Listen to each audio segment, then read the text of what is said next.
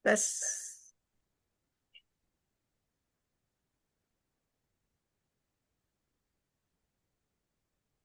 Selamat siang. Good afternoon, everyone. Welcome to the UNDIP Global Classroom Program. Good afternoon, Prof. Rajesh. Good afternoon as well. This is our first time meeting online after our numerous discussion via email. We would like to express our deepest gratitude for your willingness to share your knowledge and expertise with us. My pleasure. Can you hear me? I can hear you.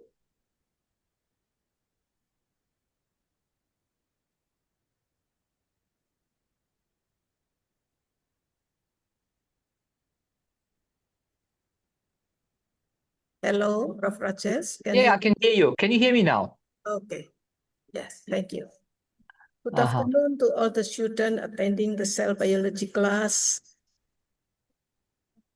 Students, our guest speaker today is Associate Professor Dr. Rajesh Ramasamy, an expert scientist in the field of stem cell biology from University Putra, Malaysia.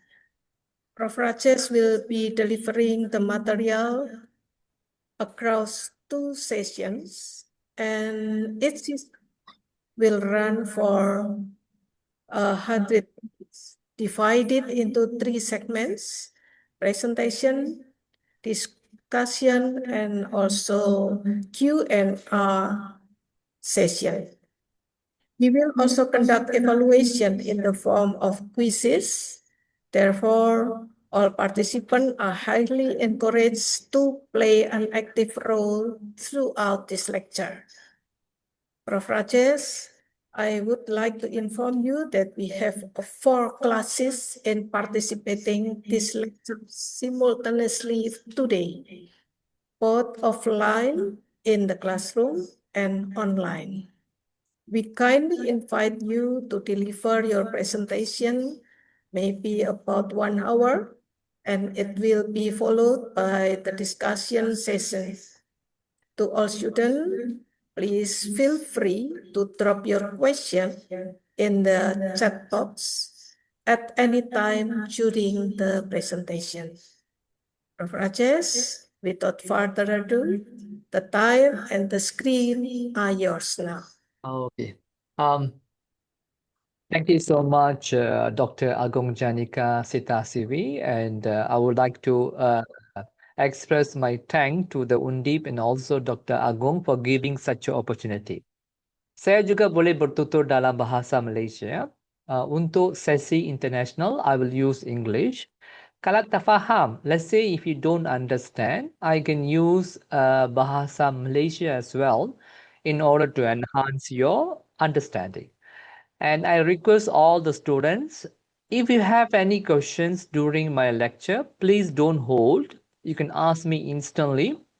And if there is some principle you think difficult to understand, digest, you want me to repeat, reiterate, please feel free to ask me, right? If I speak too fast, please stop me. I will speak very slow, right?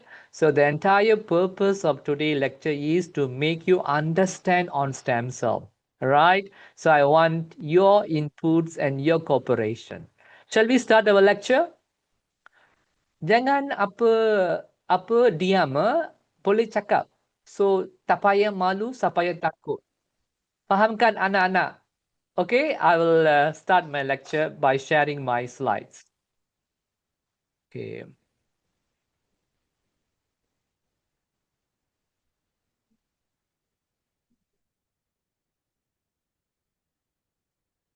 Are you able to see my slide? I guess you able to see my slide. Okay. Boleh kan? Boleh nampak kan? Dr. Agong, can you see my slide? If you can see, just say, erase your thumb.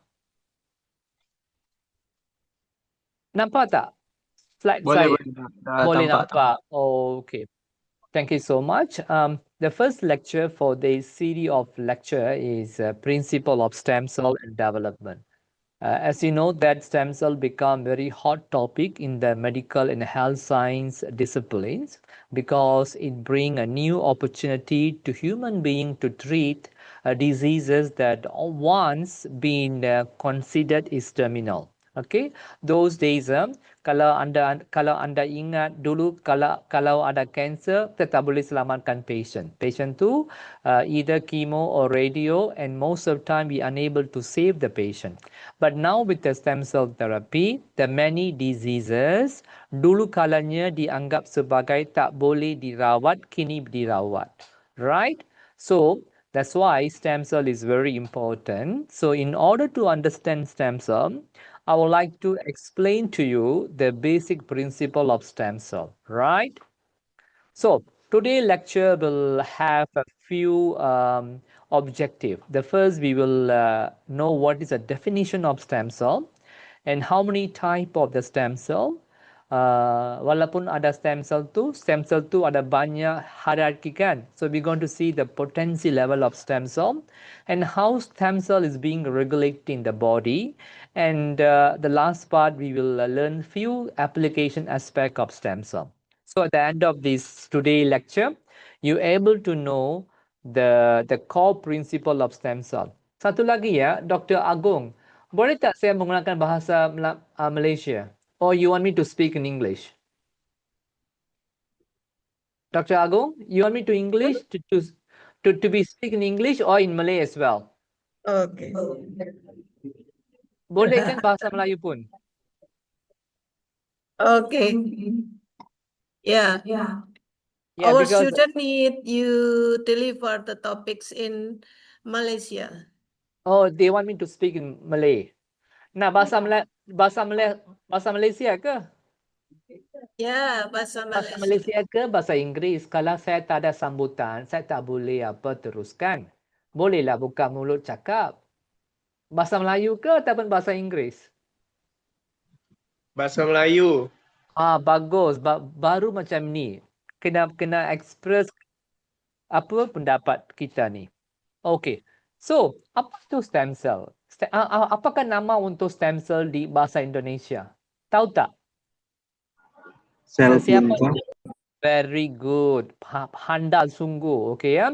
The Malay name, the Indonesian name for stem cell is sel punca.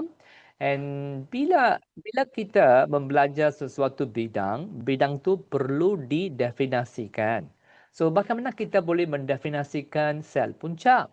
Sel punca tu mempunyai dua kriteria. Ingat ni, ini penting penting bermaksud kalau kita mendefinisikan stem cell tu perlu ada dua kriteria. Yang pertamanya adalah self renewal, bermaksud pembaharuan kendiri. Sel tu perlu membaharukan dirinya sendiri untuk maintain the stem cell pool. It means self renewal or pembaharuan kendiri. Cell renewal is the main criteria whereby the stem cell have the ability to divide themselves to produce two copies of the daughter cell with the exact characteristic. Yang inilah merupakan cell renewal ataupun pembaharuan sendiri. Yang keduanya adalah potensi. Apa tu potensi? Potensinya adalah kebolehan. It means when a stem cell divide and they mature into a terminal cell, it means one stem cell can become several mature cell. Bermaksud sesuatu sel punca tu ianya akan membahagikan diri dan juga akan menjadi sel-sel yang khusus. Okey, yang tu katakan potensi. Okey, so dua kriteria yang paling penting nak definisikan sel punca adalah self renewal and potensi. Yang kedua-duanya tak boleh dilupakan. Kalau saya kata apa itu stem cell, anda boleh menjawab sel punca adalah sel yang boleh menjalani cell renewal dan juga mempunyai potensi untuk mendiferensiasi ke sel-sel yang khusus. Itu saja. Senang kan? Tak susah kan? Right, and now. Yang ini merupakan beberapa contoh sel punca. Yang pertamanya adalah sel darah. Badan kita ni kan, sesiapa sini tahu berapa hayat untuk sel darah merah? Kita ni ada sel darah merah kan? Sel darah merah tu ada hayat kan? Dia punya lifespan. Apakah lifespan untuk sel darah merah? 3 bulan. Tahu kan? So, every 3 months, setiap 3 bulan, sel darah merah yang kita ada di dalam badan kita tu akan terhapus.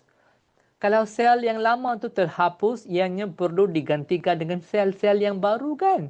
So, siapakah yang produksikan sel-sel yang baru? Yang orang di bone marrow, sel yang dekat bone marrow yang menghasilkan sel-sel barunya adalah hematopoietic stem cell. Bermaksud badan kita ni kan mempunyai sel-sel punca yang menjalankan fungsi-fungsi yang khusus. Seperti sel darah putih ke, merah ke, atau trombosit ke, ianya adalah sel darah. So, sel punca untuk sel darah adalah sel hematopoietic stem cell. Hematopoietic stem cell tu dianya hidup di kawasan bone marrow. So setiap organ dalam badan kita ni mempunyai sel punca yang khusus yang akan menghasilkan sel-sel baru bila sel-sel lamanya mati. Yang tu perlu tahu. Okey? Contohnya hematopoietic stem cell. Lepas tu kita ni juga ada intestinal stem cell. Sel punca di usus. Sebab usus merupakan sesuatu organ yang aktif. Ianya everyday produce a new cell. So new cellnya akan datang dari intestinal stem cell. Right? The line of the gut, the epithelial line of the usus tu akan membaharui dirinya setiap 4 dengan 5 hari. So, ianya memerlukan stem cell untuk menggantikan sel-sel yang lama. Yang ketiga contoh yang ketaranya adalah skin stem cell, sel puncak kulit. Kulit kan kulit kita ni ada lapisan epidermis yang semua ni kan. So, lapisan-lapisan tersebut akan terhakis. Bila lapisan-lapisan tu terhakis, sel-sel baru dari skin stem cell tu perlu dihasilkan untuk menggantikan lapisan yang terhakis. So, badan kita ni penuh dengan stem cell. Sebab ianya penuh dengan stem cell, fungsi-fungsi organ tu berjalan lancar tanpa apa-apa gangguan. Right? Tapi kita perlu ingat, stem cell tu ni the stem cell is permanent. Sebab kita perlu tahu dalam badan kita ni ada bank stem cell, sel puncak. Kan? Bank tu perlu di maintain. Tetapi bila kita ni semakin berusia, apa yang berlakunya adalah bank stem cell tu semakin berkurangan. Sebab there is a balance between the self-renewal and potency. When we getting older, stem cell kita ni tak boleh maintain the stem cell pool. So, pada sesuatu ketika, bila kesemua stem cell di stem cell bank tu terpakai habis, barulah manusia tu akan meninggal dunia, mati disebabkan oleh penuaan. So, penuaan juga merupakan sesuatu kompleksiti akibat kehabisan sel-sel punca. Faham kan? Kalau adik-adik, anak-anak tak faham, boleh tanya saya. Okey? Sekarang, so, kita tahu sel punca tu ada dua kriteria. Satunya adalah cell renewal, yang keduanya adalah potensi. Stem cell tu boleh didapati ke semua organ untuk maintain fungsi organ. Yang ketiganya, sekarang kita perlu tahu, kan kita belajar dua kriteria kan? Satunya adalah cell renewal, lepas tu potensi. Bagaimana kedua-duanya akan di-maintain ataupun diregulasikan. So untuk ni kan, kalau sesuatu sel tu membahagi, katakan sel yang biasa dia membahagi, dia akan menghasilkan dua jenis sel anak kan. Dekat sini stem cell tu kan, dianya boleh maintain as a stem cell ataupun ianya juga diferensiasi menjadi sel-sel yang khusus. Bila sel stem, sel punca manusia atau sel punca tu membahagi, ianya boleh menghasilkan dua stem cell yang mempunyai ciri-ciri stem cell. Yang itu merupakan dikatakan symmetric division. Symmetry itu sama-sama. Bila satu sel tu menghasilkan dua sel anak, yang kedua-dua anaknya mempunyai ciri-ciri stem cell, ianya digelar sebagai digelar sebagai symmetric division. Right? And remember, stem cell also can undergo asymmetrical division. Okay, ia juga boleh menjalani divisi asymmetrical whereby it produce one stem cell, one sel yang khusus yang menjadi sel yang terminal. Seperti sel apa? Sel darah putih ke, sel darah merah ke in the case of hematopoietic stem cell, right? So remember, sel punca boleh meneruskan perjalanannya menerusi dua pembahagian. Ianya adalah pembahagian simetri, yang keduanya adalah pembahagian asimetri. Kalau pembahagian simetri, satu stem cell akan menghasilkan dua anak stem cell. Kalau pembahagiannya adalah asimetrik, dia akan menghasilkan dua anak, tetapi satunya adalah stem cell, mempunyai ciri-ciri serupa dengan ibunya seperti stem cell. Yang keduanya adalah sel yang committed towards differentiation, sel yang akan menjadi sel-sel matang. Ini faham kan? Senang kan? So, dua division. Satunya adalah simetri, yang keduanya adalah asimetri. Kalau simetri, dia menghasilkan dua anak stem cell serupa dengan ibunya. Kalau asimetri, dia juga menghasilkan dua anak, tetapi satunya serupa dengan ibunya seperti stem cell, mempunyai ciri-ciri stem cell. Yang keduanya adalah akan menjadi sel matang, sel khusus. Ini faham kan? Okey, sekarang nak tahu. Okey, sekarang nak tahu kenapa stem cell tu dia ni boleh pilih simetrik ke asimetrik? Apa faktor yang menjuruskan set punca ni symmetry division or asymmetry division? Yang kita akan belajar kemudian. What makes a stem cell to choose symmetrical division, asymmetrical division?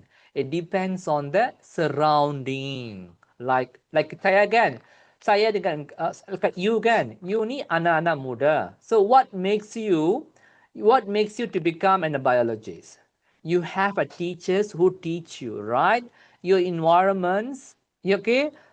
Environments, persekitaran anda tu dikelilingi oleh guru-guru biologi. Okey, pensyarah-pensyarah dalam bidang biologi. Mereka mengajar engkau semua dan engkau semua orang tu akan menjadi biologis. So, siapa yang menentukan fate, menentukan takdir. Ianya adalah niche surrounding persekitaran. Yang ini kita akan belajar kemudian. Now, we go to the next slide. The next slide is, okay, kita tahu ada sel puncak, tapi sel puncak juga ada banyak klasifikasi. Klasifikasinya bergantung kepada potensi dia. Right? Potensi means kebolehan untuk menjadi sel-sel yang matang. Right? Okay. The first one is totipotent stem cell. Apa tu totipotent? Potent tu kebolehan. Toti? Toti ni adalah total bermaksud stem cell totipotent tu, sel punca yang berasaskan totipotent tu, dia boleh menjadi apa-apa sel di dalam badan kita dan juga ianya boleh menghasilkan anak. Contoh totipotent stem cell adalah zigot yang tersenyawa. Tahu kan apa senyawa? Right? Means a fertilized egg. What is a fertilized egg? Fertilized eggs adalah sperm yang memfertilizkan ovum. It become embryo. Right? Before embryo is zygote. Sorry, not embryo. Embryo never give you totipotent stem cell. Okay? When sperm tu senyawakan telur, dia akan menjadi zygote. And zygote tu dari fallopian tube tu dia akan beredar, dia berhijrah dari fallopian tube, dia akan lekat di dekat uterus. Bila dia lekat di uterus, dia boleh menghasilkan anak. Right? Lepas tu ianya boleh menjadi apa-apa sel yang diperlukan untuk membentuk manusia. So sesuatu sel yang boleh menghasilkan anak. Okay, can implant into uterus to produce a baby and become any cell type be called as totipotent. Sekarang hanya satu sahaja totipotent stem cell. Ianya adalah zygote, means fertilized egg, right? Yang keduanya adalah pluripotent. Pluripotent adalah dari embryonic stem cell. Bila zygote tu dia dalam trajectory development of the fetus baby, from zygote it become embryo. Okay, zygote boleh menjadi totipotent, tetapi embryo tu kan, embryonya adalah sesuatu gumpalan tisu. Okay, dalam tisu tu seperti berbola, dalam tisu tu ada embryonic stem cell. Embryonic stem cell can produce any type of the body cell, tetapi ianya tak boleh menghasilkan anak. Kalau kita ni ambil embryonic stem cell from embryo, lekatkan dalam uterus seseorang wanita, embryo tersebut tak boleh menjadi baby. Kenapa? Sebab embryonic stem cell tak boleh produce placenta. Kalau zygote tu, dia boleh produce placenta. Bila baru ada placenta, baru kita ni boleh menyokong perkembangan bayi. Dekat embryonic stem cell, walaupun ianya boleh menjadi apa jenis sel pun, tetapi dia tak boleh produce placenta. Okay, so this we call pluripotent stem cell. Okay, and then we have multipotent stem cell. Okay, ya. Dekat totipotent dengan pluripotent tu, kedua-duanya boleh produce any type of the stem cell. Semasa embryology, the embryo will develop into 3 derma: ectoderm, endoderm, mesoderm. Totipotent dengan pluripotent tu, dia produce any cell dari endoderm, mesoderm, and ectoderm. Tetapi kelebihannya untuk totipotent, ianya boleh produce placenta. Sebab tu dia boleh menghasilkan anak. Pluripotent tak boleh. Okay, so yang ni berlaku semasa apa? Uterus. Bila sesuatu baby tu, bayi tu dah lahir kan? Bila lahir, dia menjadi adult kan? Dia postnatal life. Dalam postnatal life, okay, we have a stem cell. Tetapi kebolehan stem cell tu akan menjadi lebih ringkas, lebih pendek. Okay, this we call multipotent stem cell. Multipotent stem cell ialah stem cell dari fasa kehidupan dewasa. Bila seseorang tu dah dilahir, okay, dikatakan dewasa. So, sel-sel stem di fasa dewasa digelar sebagai multipotent stem cell. Apa tu multipotent? Dulu pluripotent dengan totipotent tu, dia boleh produce any stem cell from endoderm, mesoderm, ectoderm. Okay, tetapi multipotent, dia tak boleh produce semua sel. Dia hanya boleh produce a cell dari either endoderm or ectoderm or mesoderm. So rather the three derm, now the multipotent stem cell has a limited potency. They only able to produce a cell from a single derm. Either it could be ectoderm or endoderm or mesoderm. Yang ni biasanya berlaku di dalam kehidupan dewasa, postnatal, selepas kelahiran. Okay, multipotent. And sesuatu contoh untuk multipotent stem cell adalah hematopoietic stem cell. Hematopoietic stem cell hanya boleh menghasilkan sel-sel darah saja. It could be sel darah putih, sel darah merah, sel thrombocyte, platelet. Tapi dia tak boleh produce heart cell, cardiomyocyte. It cannot produce a neuron because heart too makes a different derm. Neuron too endoderm. So because of this, it has a limited capacity of the differentiation. It only can differentiate into a selective lineage saja. Dia tak boleh cross lineage. Tetapi pluripotent, totipotent, it can cross lineage. The example of the multipotent stem cell ni adalah hematopoietic stem cells, mesenchymal stem cell, intestinal stem cell, skin stem cell. Those stem cells which you can find in the organs, kita ni panggil mereka sebagai multipotent. Selepas multipotent, kita juga ada sel-sel punca yang lebih rendah hierarkinya, ya digelar sebagai oligo stem cell. Oligo means dia bukan multipotent, tetapi dia produce 2 or 3 type of the cell. Ini bermaksud katakan dalam sel darah, dalam bone marrow tu kita ni mempunyai hematopoietic stem cell. Hematopoietic stem cell tu dia boleh jadi apa? Jadi apa? Sel darah putih, sel darah merah, sel thrombocyte. Katakan multipotent stem cell tu dia differentiate into a progenitor. Yang progenitor tersebut dia hanya boleh menjadi sebagai sel darah putih, merah atau thrombocyte.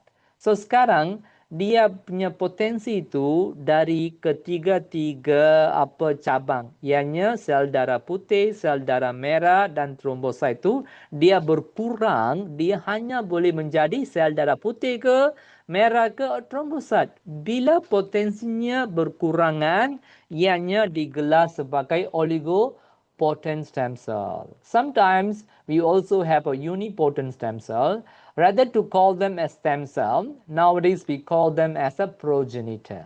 Here, oligopotent stem cell tu progenitor, unipotent stem cell juga progenitor. Tapi unipotent tu dia hanya boleh menjadi satu sel yang khusus saja. Seperti muscle satellite cell kan. Dalam kita punya otot tu kita ni ada muscle satellite cell. Ianya unipotent stem cell, dia hanya boleh menjadi sel muscle sahaja. Dia tak boleh menjadi sel neuron ke, sel lain ke, tak ada. Right? So, kita ni mempunyai dalam hierarchy of the stem cell. Dalam puncaknya adalah totipotent stem cell, yang keduanya adalah pluripotent stem cell, yang ketiganya multipotent, yang keempat tu oligopotent, beberapa, yang akhirnya adalah unipotent stem cell. Right? So, in every my lecture notes, I have given you notes here. Dalam notes tu ada, I'll give you the important points of the slide. Okay, we're going to see this as a pyramid now. So this is what you're going to see. Okay, so you had the pyramid, yang paling banyak tu adalah unipotent, yang keduanya adalah oligopotent, yang ketiga tu multipotent, yang keduanya pluripotent, yang pertamanya adalah totipotent. Okay, this shows that the stem cell, right? The stem cell in your body can be classified according to potency. The stem cell which highest potency is totipotent stem cell, or the example of totipotent stem cell is zygote, right? You should know this, okay? All those stem cells look like similar, but actually they are different based on their potency and hierarchy. Now, so that's what we call hierarchy. So we can badan kita ni boleh mempunyai sel punca dari beberapa origin. Bermaksud kita ni ada beberapa origin kan. Kita ni produce from the sperm and ovum, right? So we have our life in the uterus, semasa kelahiran and selepas kelahiran. Okay, so prenatal, perinatal and postnatal, right?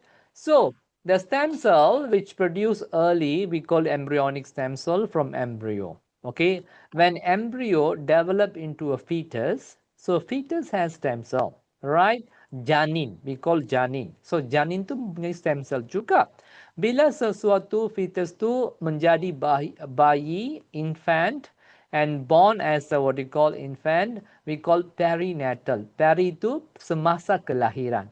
Semasa kelahiran kita ni ada apa? Kita ni akan mempunyai stem cell tu di apa? Tali uri dengan darah uri. Okay, umbilical cord tissue stem cell and umbilical cord stem cell, right? And once you have born as a baby, we call this as a postnatal. Okay, in a postnatal, we have the adult stem cell, right? This what happened based on the development. Can we, as a human being, produce a stem cell artificially? Secara synthetically, bolehkah kita ni menghasilkan sel punca? Boleh. Ianya digelar sebagai induced pluripotent stem cell. Kita ni kan dari zygote, embryo, lepas tu fetus, then adult. Okay? So zygote tu boleh jadi embryo. Embryonya boleh jadi fetus, janin, and janinnya boleh jadi bayi yang lahir. Okay, boleh ke bayi tu jadi janin, janin tu jadi apa embryo, embryonya jadi apa zygote? Boleh ke? Boleh ke tak boleh? Yang tu one way ke or both way? Any idea? Seperti kita ni apa ni berhijrah ke masa apa? Masa lalu kita. Our past. Can you travel to your past? Boleh ke anda ni kembara ke masa masa lama anda semua? Boleh ke? No, sir. Boleh. Boleh ke tak boleh? Tapi dalam sinema tu boleh. You boleh pergi apa 1920 even prehistorical stage boleh kan? Tapi dalam gambar tu boleh. Tapi dalam alam praktikal boleh ke tak boleh? Tak boleh. Tak boleh. Tak boleh. Tapi stem cell yang apa yang stem cell tu boleh ke mature cell tu jadi stem. Kita tahu kan stem cell tu jadi sel yang matang. Betul kan? Betul ke tak betul? Sel punca tu boleh jadi sel matang. Betul ke tak betul? Betul. Betul Okey, sekarang sel matang tu boleh ke menjadi semula sel punca? Boleh ke? Sekarang engkau orang ni berapa? 20 tahun. Umur kan? Boleh ke? So, dalam future, you can become 30 years, 40 years. Yang itu akan datang kan? Boleh ke engkau ni jadi 10 tahun kembali? Boleh ke tak boleh? Tak boleh. Tak boleh. Secara praktikalnya tak boleh. Tetapi, sesuatu sel matang tu, ianya boleh jadi sel punca. Yang inilah magicnya. Okay, yang ni subjek ni saya akan sentuh selepas. Okay, I will tell you what is the magic about stem cell. Yang kita belajar tu sel punca tu boleh jadi sel matang. Di manakah kita ni belajar sel matang ni boleh reverse back to a sel punca. Yang ini kita akan belajar lepas ni. Okay, now this is just a simple, okay. Just ignore the iPSC. Just focus embryonic stem cell dengan adult stem cell. Okay. So these are comparison between these both embryonic stem cell, adult stem cell is based on the lecture which I have explained to you. Okay, but you will understand this table much better once I complete my lecture. Right? It's just for your view only. Now, stem cell potensi. Okay, hierarchy of the stem cell tu bergantung kepada potensi. Okay, apa tu potensi ataupun kebolehan? Okay, potensi adalah describe the range of the cell type a stem cell is capable of produce, bermaksud spektrum sel-sel yang boleh sel punca tu boleh menghasilkannya sebagai potensi. Ataupun dalam very simplistic manner, we can call it as a kebolehan. Right? Sekarang, so, yang ni kita ada gone through, right? So, totipotent can become any cell dan juga sebagai bayi, okay, pluripotent any cell, ectoderm, endoderm, mesoderm. Multipotent tu, so, and totipotent and pluripotentnya adalah sel-sel dari fasa prenatal sebelum lahir.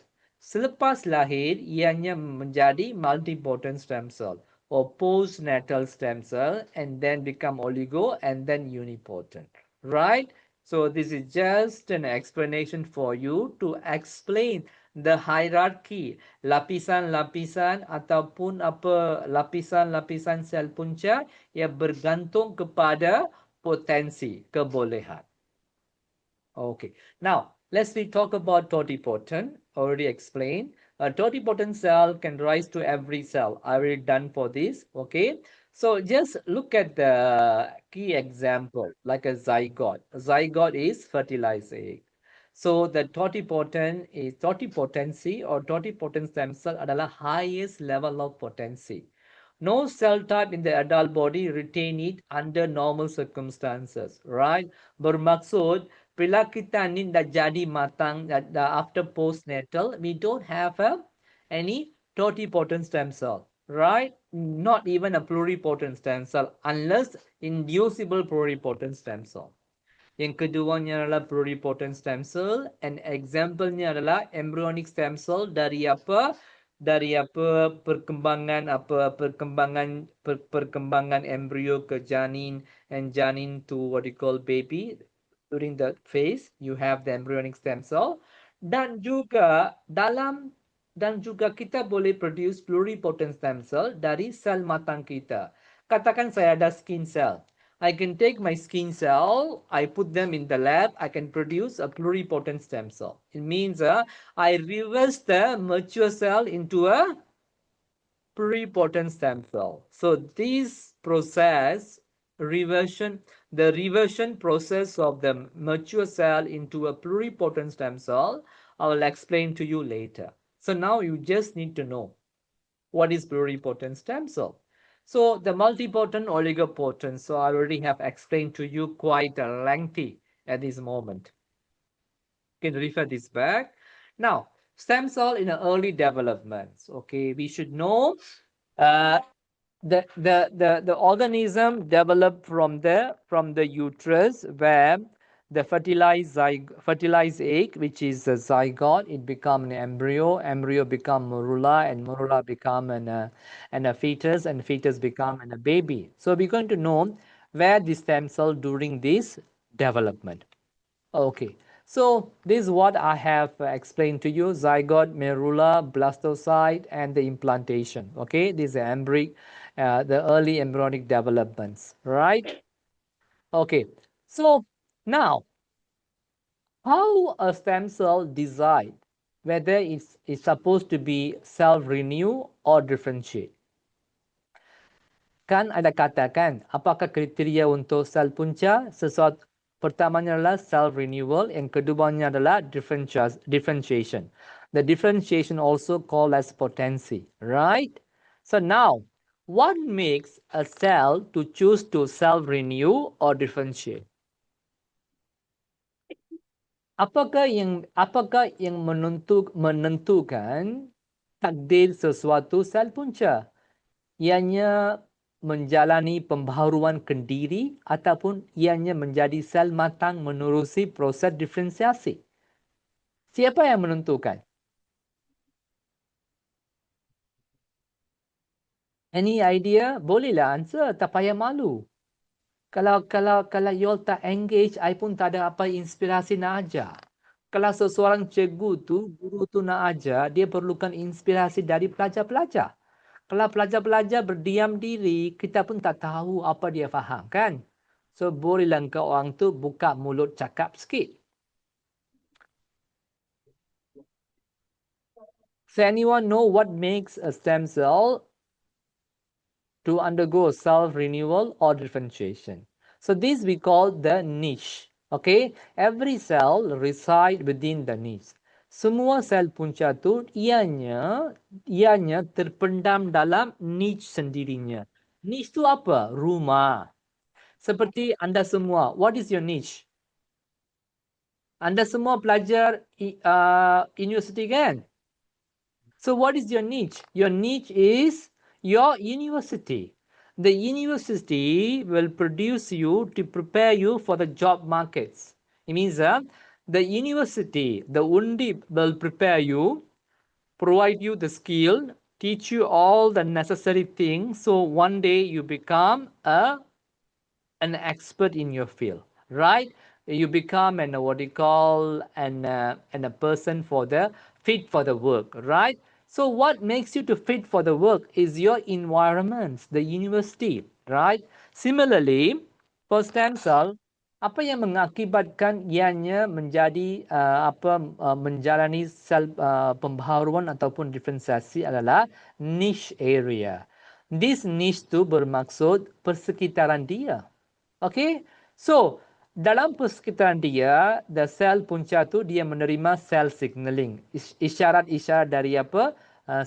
Dari sel-sel persekitaran dan juga gene expression and microenvironments. The microenvironments, the factor produced by the niche. Yang ketiganya memang penting untuk menentukan takdir sel punca. Adakah ianya akan menerusi self renewal ataupun diferensiasi. So 3 faktor, cell signaling, gene expression and microenvironment is very important to determine the fate, the outcome of the cell punca.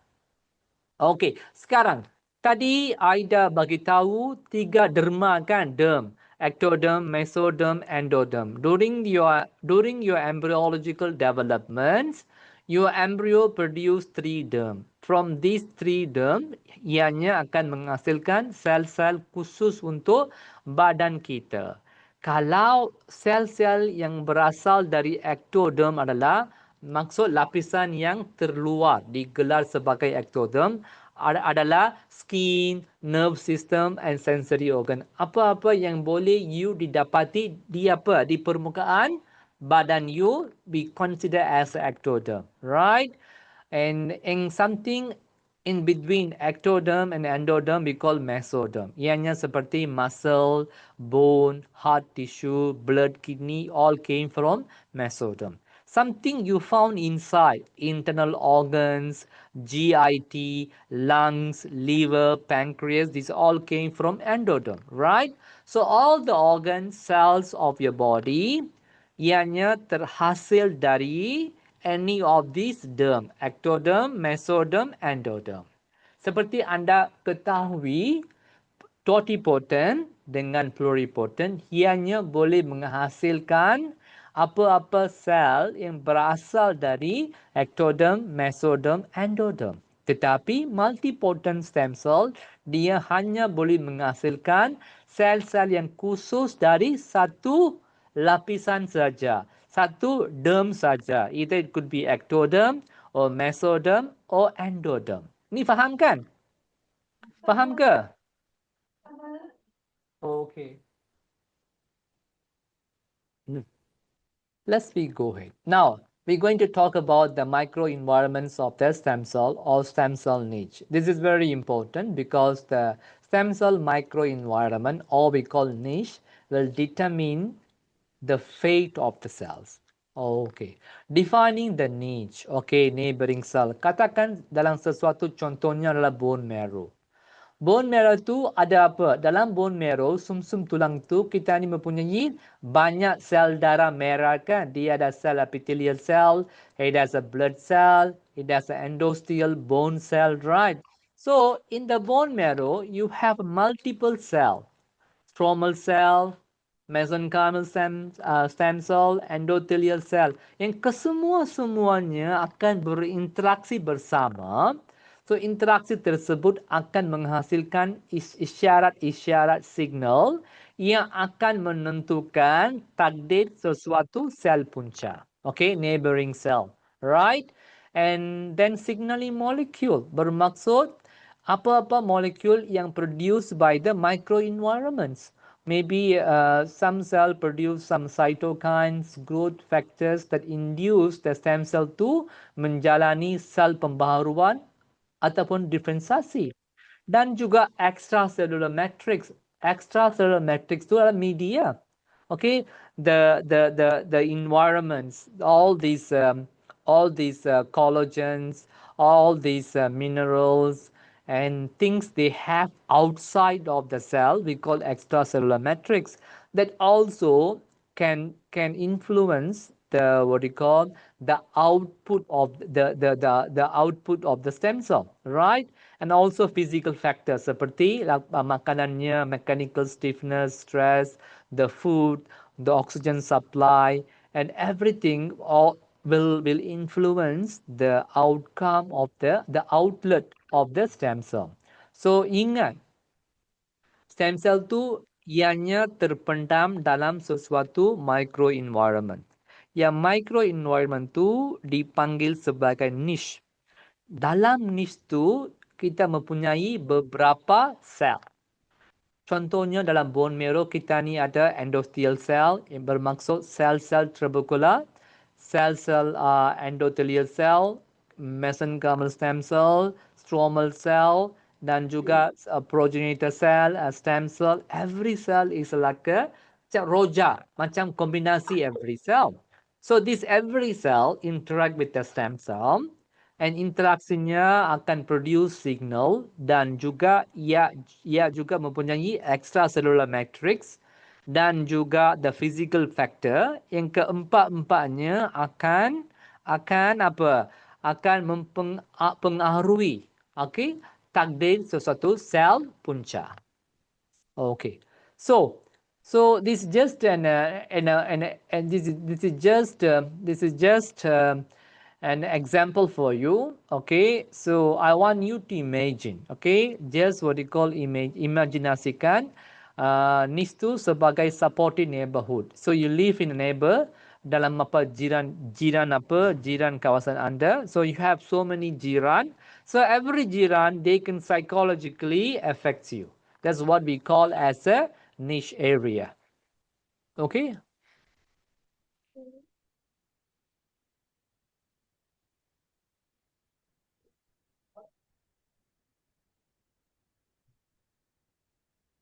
Okay, the adult stem cell in action. So we have many adult stem cell, right? Seperti apa?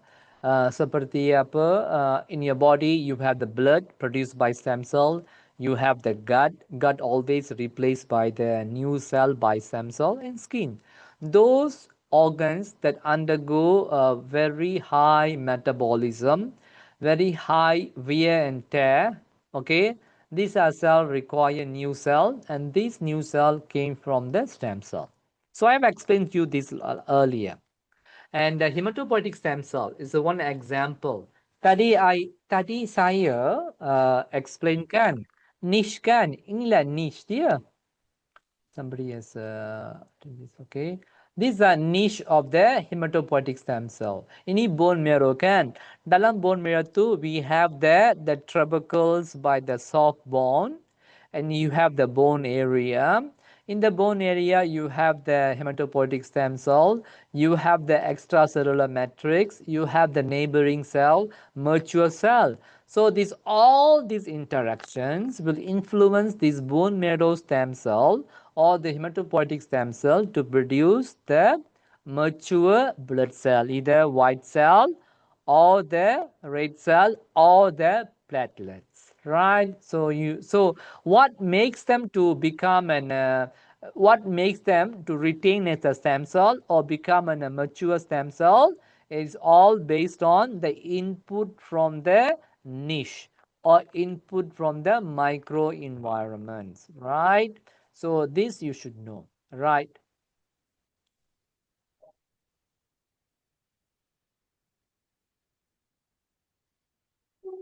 Wait, pointer option, laser pointer. Okay. Now, this is one more example for intestinal stem cell. Okay, at the base of the crypt, like crypt bermaksud in the ileum. Okay, you have the wireless, right? Wireless tu bermaksud tu tempat nak serap nutrien kan, wireless tu. Di apa takungan wireless tu, takungan tu ada apa stem crypt. Dalam crypt tu kita ni ada the niche for the stem cell for gut stem cell. Okay, so the entire intestinal epithelium which is fully renewed every 4 or 5 days, and it was contributed by the intestinal stem cell, which is epithelial stem cell as well. And what makes them to replace the dead cell? This is a we call VNT signaling pathway. As you know that the signaling molecule is very important to drive the stem cell for cell renewal and differentiation. And one of the important signaling pathway for intentional or any other stem cell is VNT signaling pathways, right? So, yang signaling tersebut akan menjadikan stem cell to proliferate.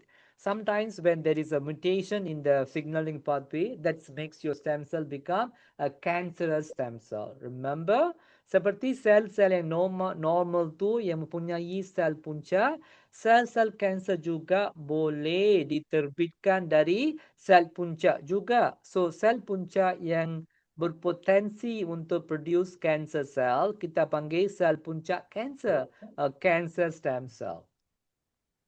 Remember?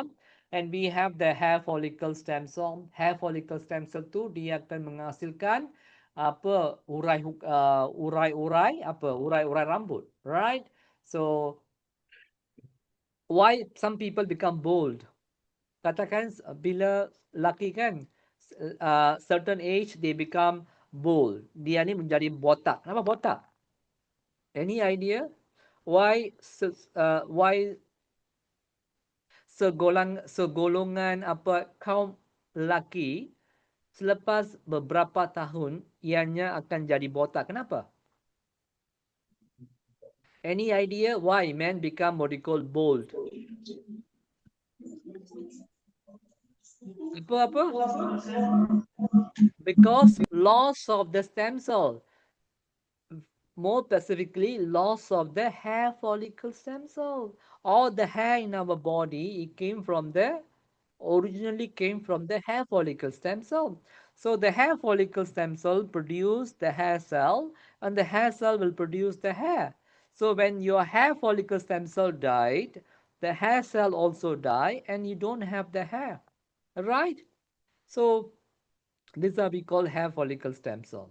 Is one of the very important adult stem cell, right? Now, we are moving to the important stem cell called induced pluripotent stem cell. Kita ni tahu kan, sel punca tu menjadi sel matang, tetapi sel matang juga boleh menjadi sel punca. Yang ni sesuatu temuan saintifik yang paling penting. Dalam tahun 2016 ke ataupun beberapa tahun dahulu, seseorang tu saintis dari Jepun, dia memenangi Nobel Prize for this.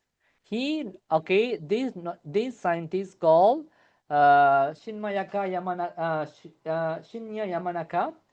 Okay, Yamanaka. His name is Yamanaka. He won Nobel Prize because he produced a stem cell from the mature cell, right? So since that's why this called as a induce. It means you made. induced pluripotent stem cell, okay, is one of the very hottest discovery in 21st centuries, right? And how IPAs are made. So we just take a hair follicle cell, okay, or epithelial cell, and we include the genes, okay. This gene will program into a cell, and this cell become a stem cell. Bermaksud yang manakah include oncogene. Oncogene adalah gene-gene yang mengharuskan proliferation, right? That's we call oncogene, right? Usually any mutation in the oncogene cause cancer. But here, the Yamanaka carefully choose the gene that able to transform the mature cell into a stem cell. Okay, this we will see. And what these are for transcription factor, the genes, which are OCT4, SOX2, KIL4, and c-MYC. These 4 genes he has introduced into a mature cell, and once these 4 genes inserted, the mature cell become induced pluripotent stem cell. Bermaksud it can produce any cell from that 3 germ layer. You got Nobel Prize, okay? Why iPSC is very important? It's very simple. Let's say it's a patient-specific stem cell. Why iPSC is important? Bakso, we can produce stem cell from any individual. Let's say a patient's having a heart failure. So we can take a heart from somebody else, transplant into him, right?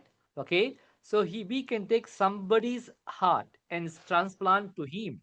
But remember, these hearts came from third party. So there will be rejection. The immune system will reject the heart. So always when it's come to transplantation, the rejection is a very crucial factors that cause organ failure.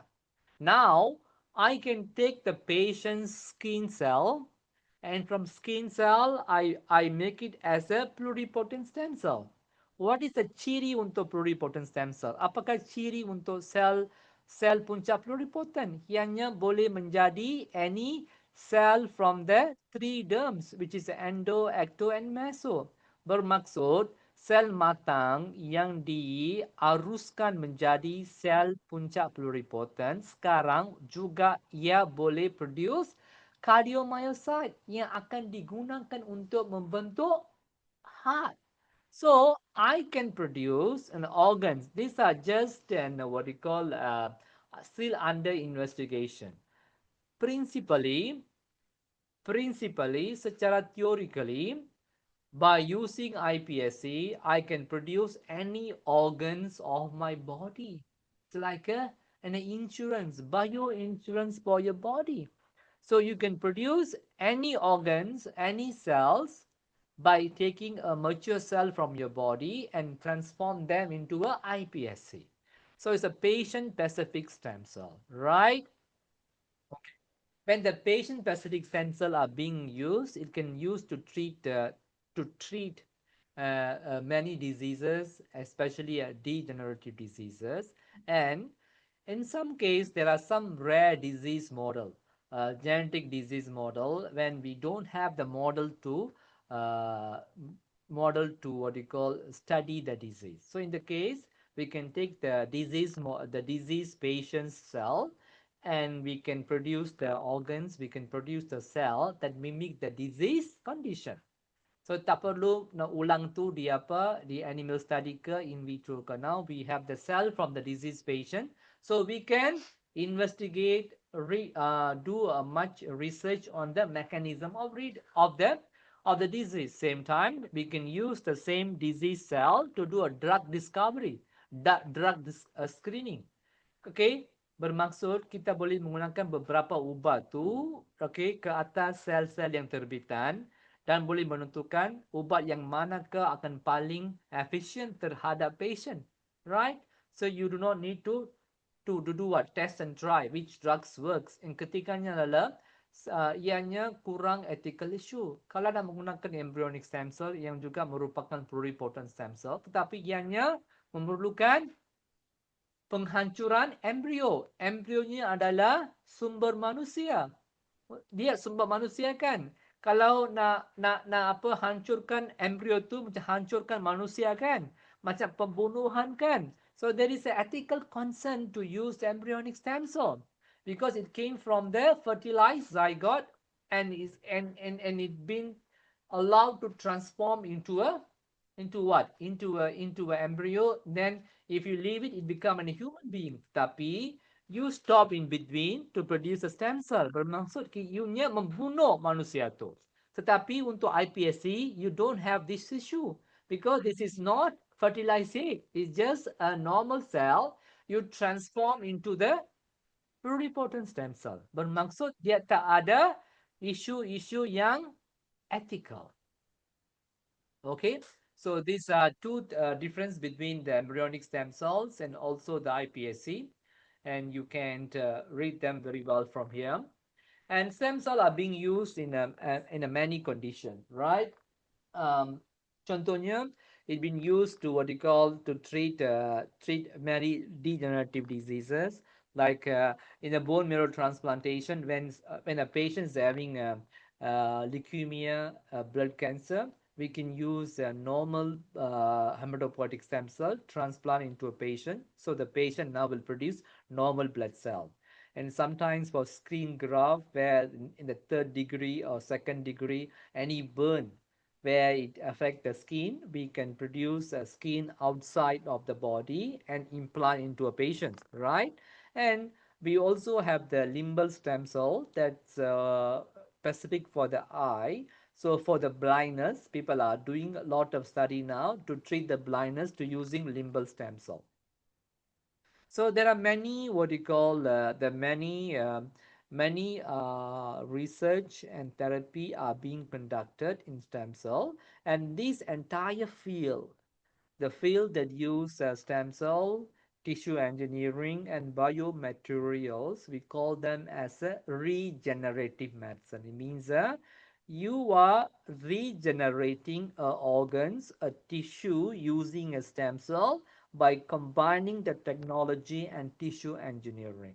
So entire process, the domain called as regenerative medicines. Okay, however, we should very cautious about using a stem cell because the embryonic stem cell and induced pluripotent stem cell, they can become any cell, but they also have the risk of becoming cancer. So pluripotency is so much related to the oncogene. Oncogenes are so much related to that cancer. So we have to be very careful when using pluripotent. Why? Pluripotent stem cell, when we implanted, it also can produce a cancer, right? And the gene stability of stem cell is a very volatile, and because of that, it can easily can get mutated and produce cancer. It's also have the what we call safety issue.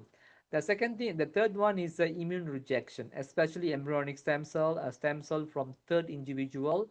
It can be rejected by the patient's immune system, except for the induced pluripotent stem cell that came from the patient's mature cell, and also the ability to grow them in the lab. So to treat the patient, you need a vast perlukan beberapa banyak sel punca yang perlu diproduksi di dalam makmal yang ianya adalah memang challenging. So I already talked about that ethical and societal consideration whereby to use that embryonic stem cells. And in order to work with the stem cell, we need to be stick with ethical value, especially embryonic stem cell. Embryonic stem cell adalah hasil dari uh, fertilized egg. When you leave them on, they become human. But when you disturb the progress to produce a stem cell, is more like ethical cues here. And so in order to do what you call stem cell research, you need to have permission from patients and also ethical body, and the patient has to give you consent, right?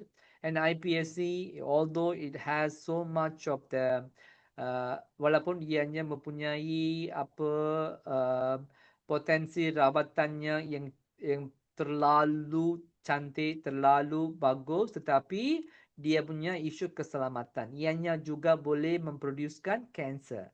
So when we consider pluripotent stem cell, we also have to consider the safety aspect as well. So these are key takeaways, and thank you so much. And I'm done my what you call questions. I'm going to show you a video. Okay, just bear me 1 second. So I will show you a video. So the video of what I made for you. So you can watch the video.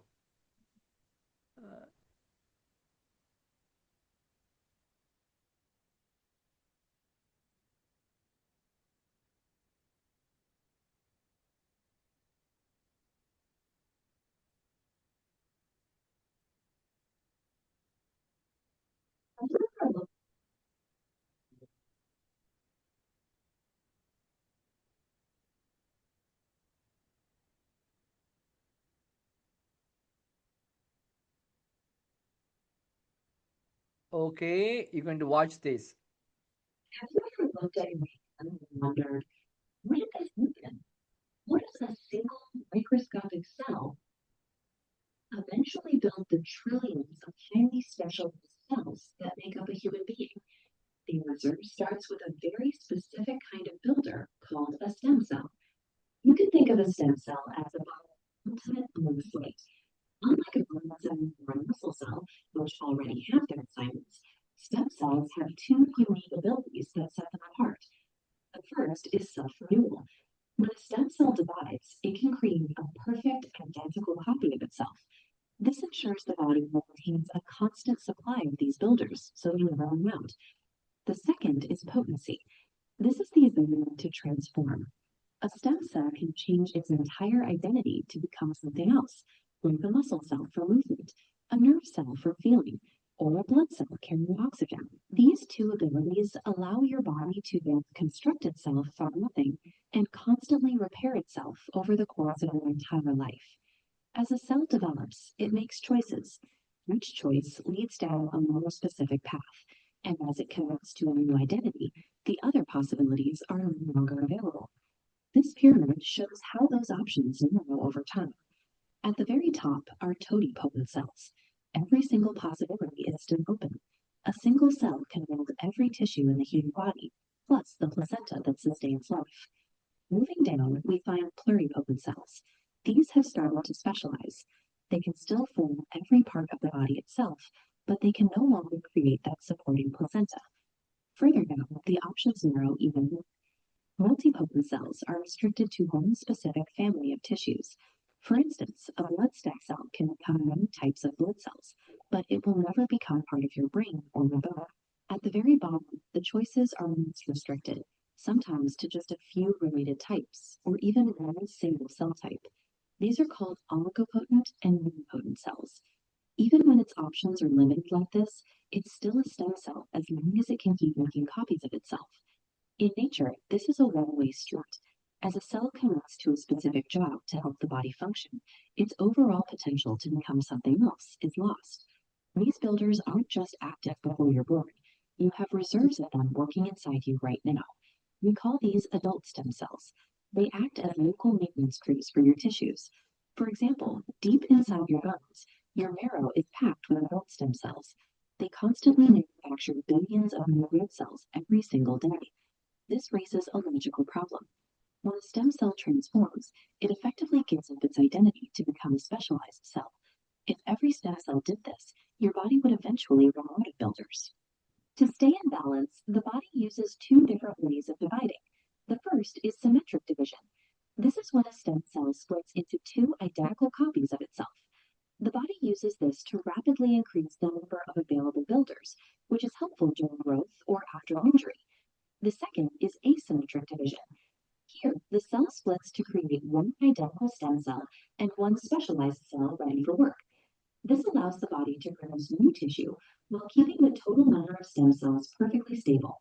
This careful balancing act is how your body can produce billions of cells every day without ever depleting its original stock of raw materials. For a long time, biology followed a strict rule. once a cell has specialized, that change is permanent. The path it chose was fixed for life. But in 2006, Shinya Yamanaka discovered a way to actually reverse this process. He showed that we can take a fully matured cell, like a piece of skin, and introduce specific signals that reprogram it. The cell essentially travels back in time, returning to that pluripotent state we saw at the top of the pyramid. Before this, scientists primarily studied embryonic stem cells. While powerful, they are difficult to obtain and can trigger immune rejection because they get attached to the patient's own body. Because reprogrammed cells are made from a patient's own tissue, they are a perfect immune match. They also avoid the ethical concerns surrounding the use of embryos. It is important to remember that most of the science is still in the lab. While bone marrow transplants have saved lives for decades, using reprogrammed cells to grow entire organs or cure complex diseases is still highly experimental. Understanding these biological rules lets us see exactly how we were built and gives us the blueprints to heal the body from the inside out. Okay, later I will share these to you. And can we do some what you call quiz? You want to do some quiz? Can you do some quiz? Okay, I will do some quiz for you all. Okay, I want to see how much you have understand the quiz. Okay, and flashcard quiz.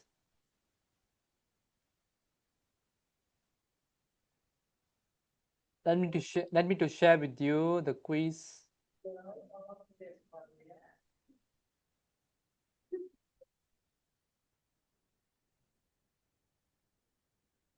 Can you see this?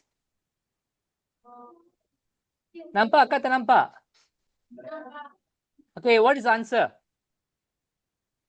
What is definition of stem cell potency?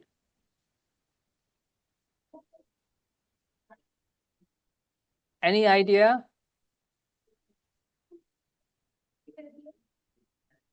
We'll see the answer. The ability to differentiate into a one or more specialized cell type. Okay. Which specific stem cells are found in the bone marrow and produce billions of new cells daily? Very good. Hematopoietic stem cell. How often do intestinal stem cells completely replenish the gut lining? 4 dengan 5 hari. Okay. Which skin stem cell primarily located within the epidermis? It's a basal layer. It's okay. That's a bit. Okay, this is an important question. What type of stem cell division result in 2 identical daughter stem cell to expand the stem cell pool? Apa tu answer? Boleh kuat sikit? Symmetry. Okay, very good. Which mode of division produce 1 stem cell and 1 progenitor cell to maintain the pool size? Asymmetric. Very good. Okay. Term totipotent stem cell. What does it mean?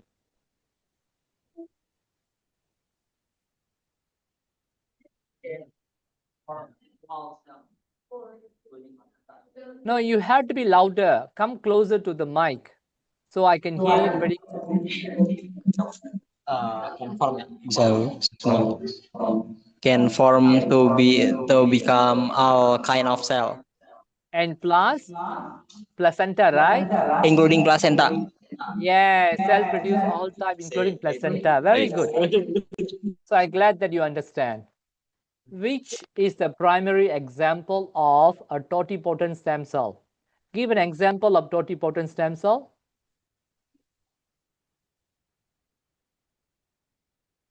What is an example of totipotent stem cell? Ada bagi tahu banyak kali kan? Apa tu?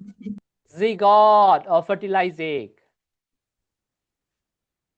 Stem cells that can form all three germ layers but cannot form extra embryonic tissue are which stem cell? Pluripotent. It is pluripotent, but it has a name. What's the name? Mesenchymal stem cell. No, not mesenchymal. Mesenchymal stem cell is not pluripotent. It is a multipotent. These are pluripotent stem cell, but it comes from embryo. So it's called as, it comes from embryo. So it's called as Embryonic stem cell. embryonic stem cell or pluripotent stem cell. Okay. What is source of the pluripotent embryonic stem cell? Embryo or the inner cell mass of the blastocyst. Which potency level is restricted to producing only a few closely related cell types such as myeloid progenitor? Any multipotent ke, oligopotent ke, unipotent?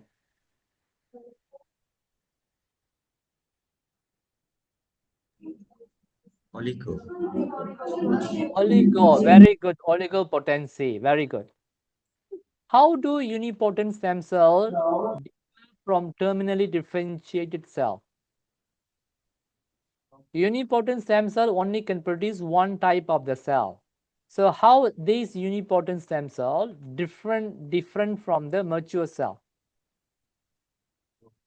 Let's see the answer. Because unipotent stem cell retain the ability of cell renewal. The mature cell, they don't have a cell renewal. What is a primary example of the unipotent stem cell? Muscle satellite cell or spontaneous stem cell?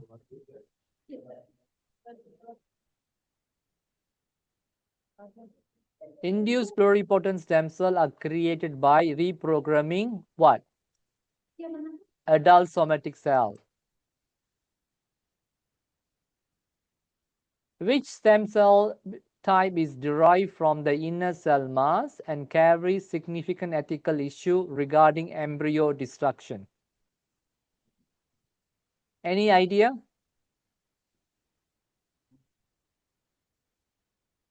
Embryonic stem cell. Okay, anyhow.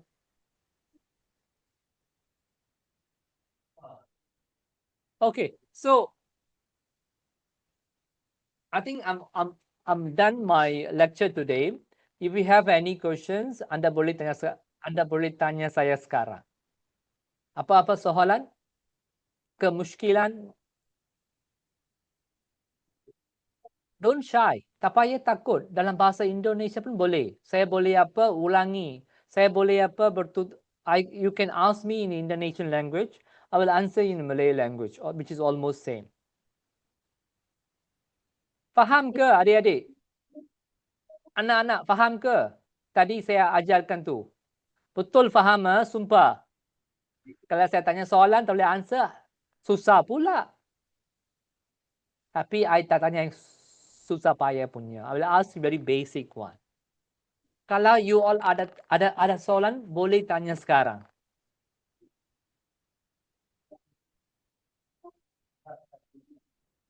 Okay, there are some questions. My name is Dimas Andy Christian. I have a question. Baldness is commonly experienced by man. It can be caused by genetic and environments like stress, but it can be fixed with a stem cell like you said. Is male stem cell related to the testosterone hormones in how it? Yes. Why man having what you call baldness is very simple. The testosterone, right? The man produce testosterone. The testosterone will be metabolized and deposited under the hair follicle stem cell, which is toxic to the hair follicle stem cell. So the metabolite from the metabolism product of the testosterone hormones is toxic to the hair follicle stem cell. When it deposit underneath the hair follicle stem cell, it kill the what you call hair follicle stem cell. That's why Men with a higher testosterone who has a lot of hair on the face, on the body, they have a very fast onset of the baldness. Because why? Because the testosterone which has been metabolized will kill the hair follicle stem cell.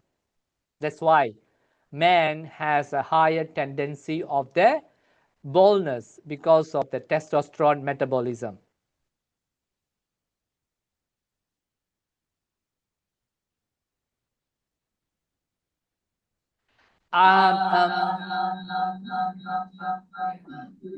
Go pula. Okay, I know after the class is difficult. I mean, you're absorbing the knowledge.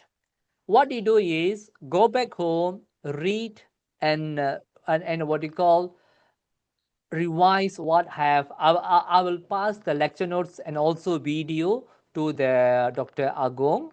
You can have it. Read and see. If you have any questions, you can contact me through email or WhatsApp. Dr. Agong has my WhatsApp and also my email, and I can explain to you. So no worry about it. You have 1 more week to ponder. So next week we will have a much interesting subject, application of stem cell. Today kita hanya belajar yang apa?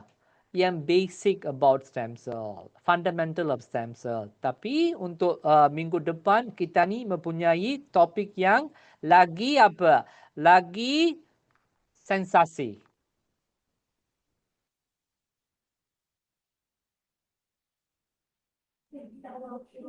Oke, silakan yang ingin I give bertanya my langsung. number and also, okay. So it is a question from Macfira and Shifira. We would like to ask you about the stem cell transplantation. Wait. During a transplantation of stem cell, what would happen to the patient's body if the body rejects the new stem cell? See, we cannot simply do a transplantation. Although it promises before transplantation, we do a tissue matching. We won't simply give you stem cell. So we match the patient's cell with the donor stem cell. If they both match, then only we will give them transplantation. Katakanlah stem cell tu diterima oleh pesakit and pesakit tu tak serasi dengan stem cell.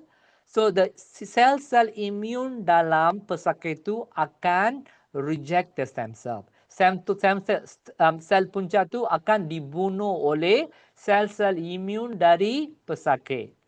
Sebab itulah sebelum transplantasi stem cell, keserasian antara patient dengan donor tu perlu ditentukan.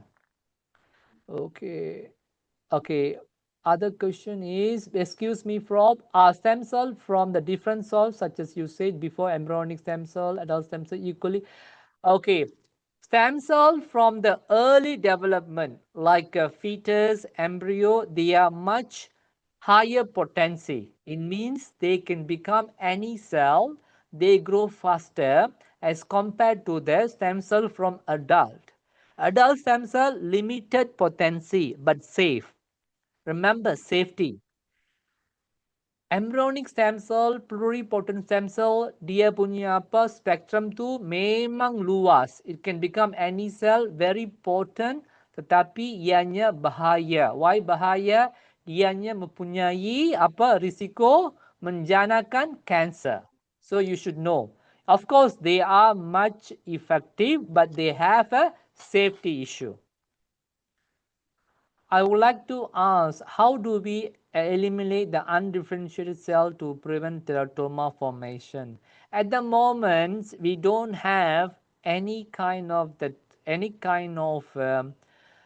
intervention to remove the undifferentiated. But what people have done is, usually people differentiate induced pluripotent stem cell, and okay, and that differentiate stem cell will be sought out. It will be filtered, and only mature cell will be given to the patient. But that as well has the risk of the teratoma. Let's say 1 or 2 undifferentiated iPSC being transferred, you still have the risk, but the risk is being lowered. So what I am telling is you have lowered risk when you screen the iPSC that been differentiated and transplant into a patient. Okay, simple. Nama saya Robin Krishna Yuda. So, apakah benar stem cell itu betul-betul bisa mengobati penyakit autoimun? Yang tu, okay, untuk autoimmune disease tu anda perlukan stem cell yang khusus dipanggil sebagai mesenchymal stem cell. And mesenchymal stem cell tu dia stem cell yang unik. Kenapa? Stem cell ini juga mempunyai potensi imunotindasan. Sel mesenchyma ianya adalah saya punya research. My expertise on mesenchymal stem cell and immunomodulation. I work with this stem cell for past 20 years. More than 20 years, past 20 years. Okay, so what happens is mesenchymal stem cell can reduce the immune response. In the case of the autoimmune disease, we can consider to use mesenchymal stem cell to reduce the immune response. Tetapi ianya belum lagi dijadikan sebagai rawatan. Ianya masih researchkan, masih diselidik. Dia belum menjadi sesuatu rawatan yang mutlamak seperti diiktiraf oleh FDA. So all the work to treat using a stem cell to treat many diseases are still under the investigation. The only therapy to be given patient at the most of the hospital is hematopoietic stem cell for leukemia. Yang itu digunakan. My name is Fauzi Mukti. I have question. You mentioned that stem cell therapy has great potential in modern medicine. CRISPR-Cas, yes, very good question. In integrate stem cell therapy, if it is can, how does integration works and what potential benefit to treat the genetic disease? Okay, CRISPR-Cas for the genetic modification. Katakan seseorang tu mempunyai thalassemia. Katakan seseorang tu pesakit tu mempunyai thalassemia, right? So what we can do is, there's a principally, theoretically, remember this is not a treatment yet, ianya seperti principally, we can take hematopoietic stem cell dari pesakit, tetapi sel puncak dari pesakit itu juga mempunyai genetic defect kan, thalassemia kan. So what we do is, using CRISPR-Cas9, we will cut down that we will remove that mutated part of the beta globulin, the globulin chain, and replace with the normal sequence. And then it means now the stem cell are being corrected. The same stem cell will be implanted to a patient. With this, you will avoid the immune rejection. Yes, we can use CRISPR-Cas to correct defective stem cell. Tetapi ianya belum menjadi sesuatu treatment. Ianya masih dalam is still on research. The other questions. I'm asking about aging. Aging is a biological process that involves decline in cell function and the ability to, okay, well, stem cells themselves can regenerate. So it is possible that stem cell could one day use to significantly slow. Yes, people are using a stem cell for the anti-aging. Remember, why you become aged? Because you are lacking of stem cell. The stem cell unable to produce, okay, the mature cell, and then one day all the stem cell are depleted, and the individual will die one day. That's what we call aging. And we can reduce the aging using a stem cell. But as I told you, all these are still investigation. Principally can, theoretically can, and some people using a certain stem cell activator, like a seaweed. Seaweed is one of the known activator for the stem cell. Some people consume seaweed, some people consume natural product like a jamu, all those things to activate the stem cell. I want to ask you about the Parkinson disease. What you explained earlier, Parkinson is an old age disease, but the stem cells are reset back to embryonic stage iPSC. Then how do researchers overcome this age reset problem to accurately study? Parkinson is not what you call it is age related, but it's also about the biochemical related as well. Because in a Parkinson, what happened is that the lack of the signal transductions and coordinations make the vertical disease get worse, right? And how does the process inside the stem cell can trigger aging again, so you can accurately study the old age? Thank you. Okay, okay, again I'm asking you.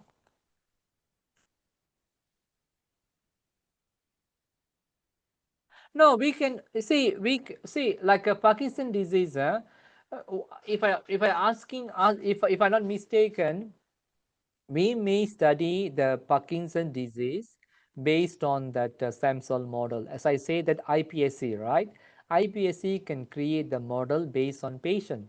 If the patient has a character criteria of the Parkinson diseases, and using the iPSC, we may can create the Parkinson diseases.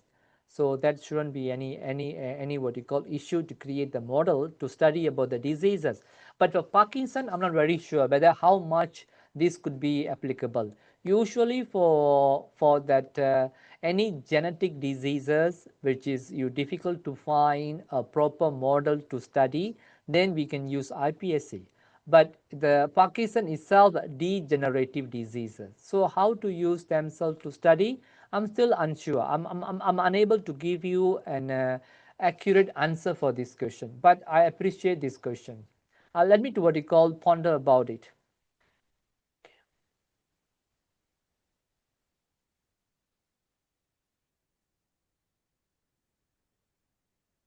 Like aging, okay.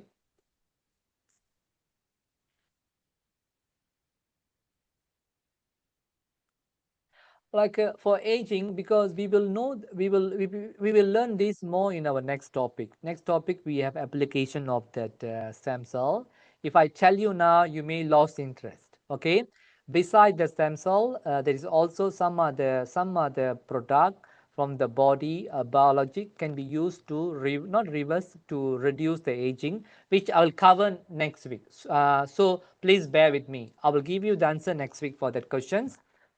Okay, my question is effective to experiment with the finding created by no.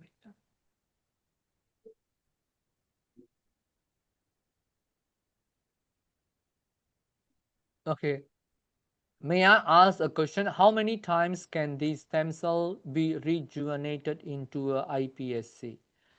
Uh, I really don't understand the questions. It means how many times can stem cell be rejuvenated? It means a mature cell can become iPSC. Okay, and you can take a multipotent stem cell and transform into a induced pluripotent stem cell. That for sure. But I did not understand the question. How many times can these stem cell be rejuvenated into iPSC? Maybe you want to reiterate the questions. You can retype the question. Ask me again. I will try to answer you, because at the moment I'm unable to understand this question.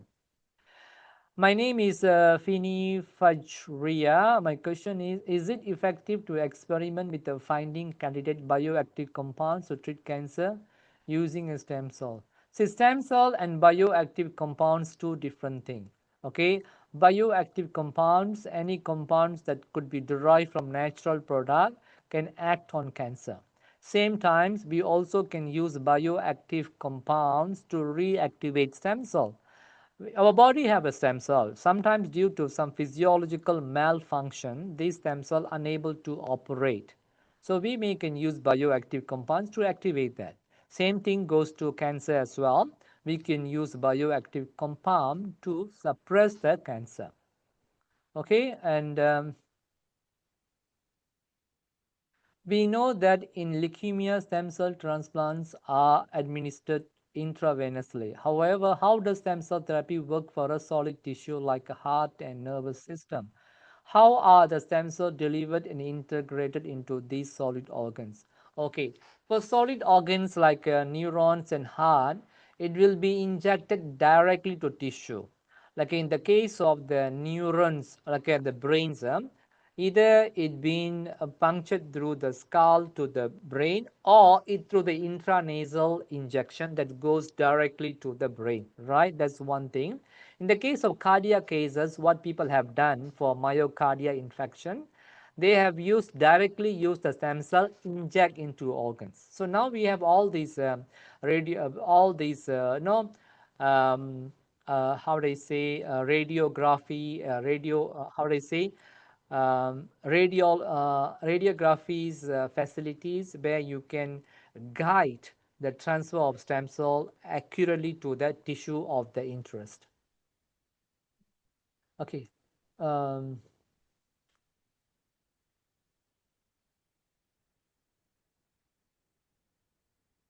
Okay, and okay.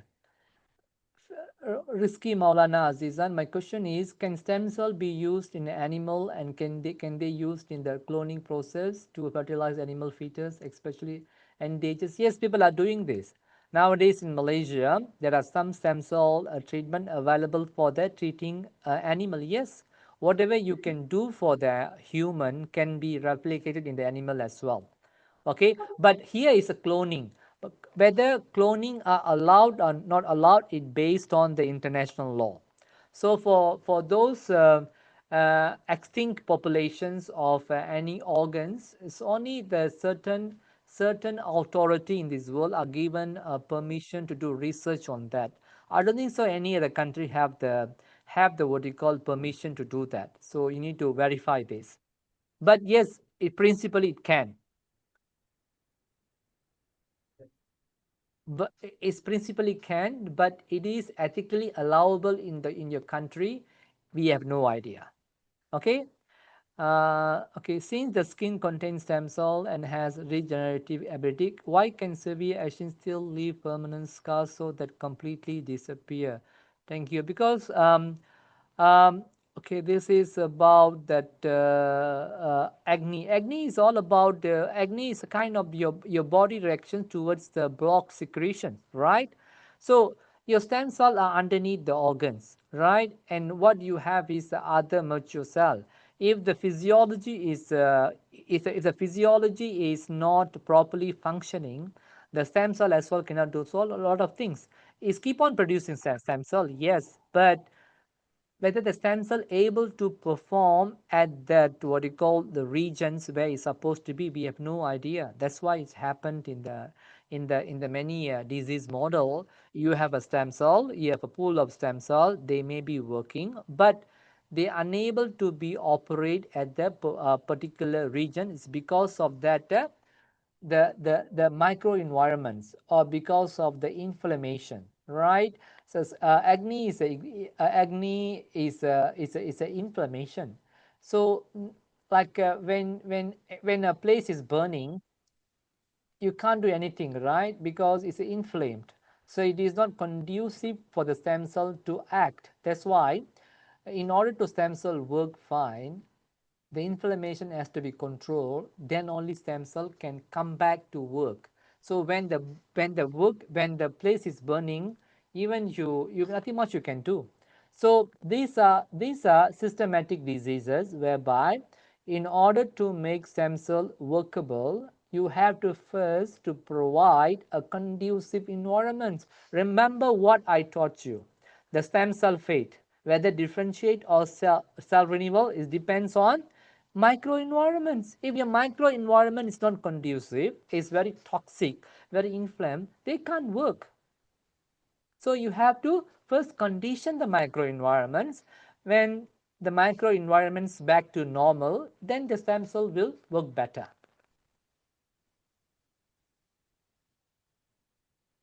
Okay, apa sebab adult stem cell lebih aman daripada embryonic cell? Okay, adult stem cell tu dia multipotent. Dia tak akan produce cancer cell bila ditransplantasi. Adult stem cell lebih aman sebab dia punya gene tu stable. Dia tu stabil as compared to a gene dekat embryonic stem cell. They are pluripotent, is very volatile as compared to the adult stem cell. That's why adult stem cell lebih aman as compared to the pluripotent stem cell. Okay, because that the gene expressions and the controllings and the oncogene expression, a lot of things there. Okay. My question is, stem cell can be changed into different kind of body cell. Could this technology someday be used to make whole human organs? Yes, it can be. Using iPSC with the right vertical extracellular matrix and stromal cell and the principal cell and the biological 3D printing, we can produce the whole organs. People have done with the bladder. Bladder is very simple organs that accumulate the urine. People are printing the bladder. But for more complicated organs like a kidney and others is still under investigation. Yes, principally can.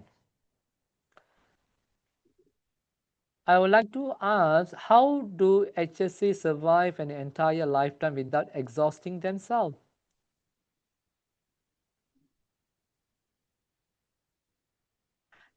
Two questions. One is, how could HSC exist throughout that lifetime, and how DNA mutation happen in the leukemia? First of all, what I told you, cell renewal.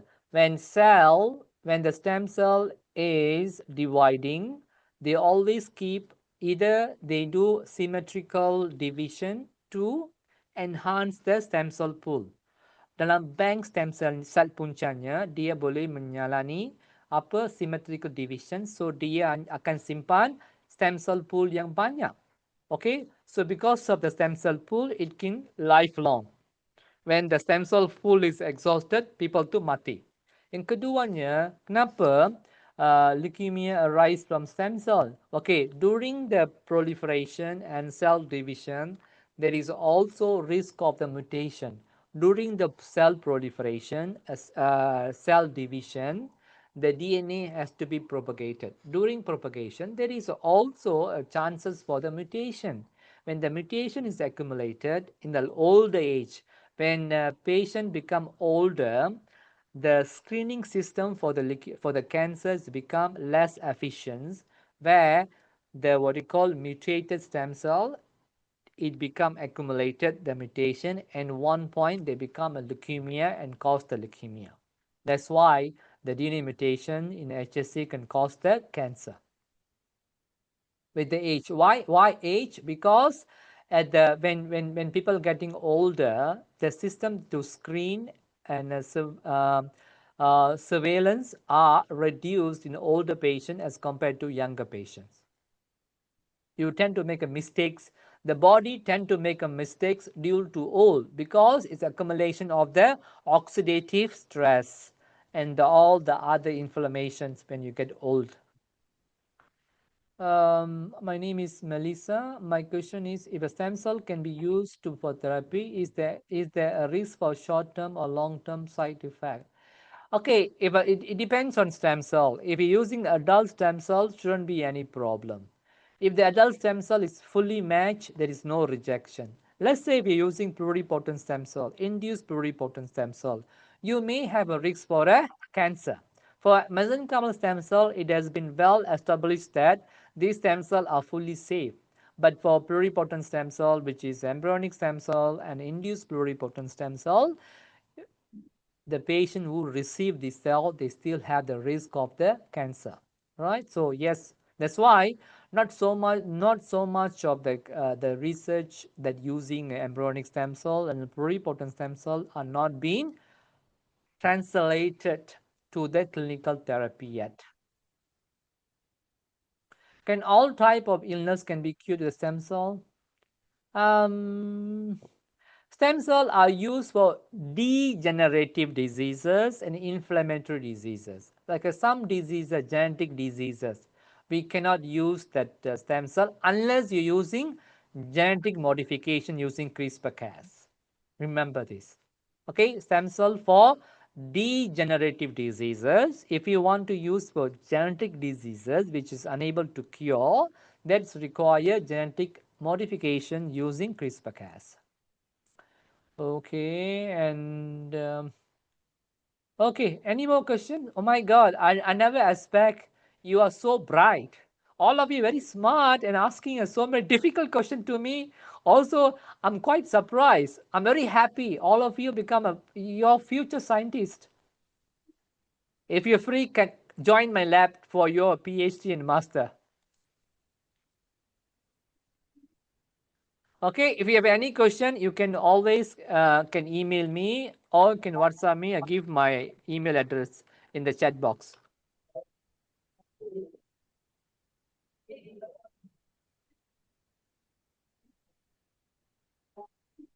I will pass the lecture notes and video to the Dr. Agong by today. Okay. Thank you for the love. Okay, thank you very much, Prof. Rajesh, for such an insightful and wonderful presentations. Once again, we would like to express our gratitude to Prof. Rajesh for delivering such an incredible presentation on stem cells. We will see each other again for our second session, which is scheduled for May at 26. Thank you very much for Prof. Rajesh, and thank you for all the students for your active participation today. See you all in the next lecture. See you, Mr. Rajesh. Thank you so much. All the best. Thank you very much.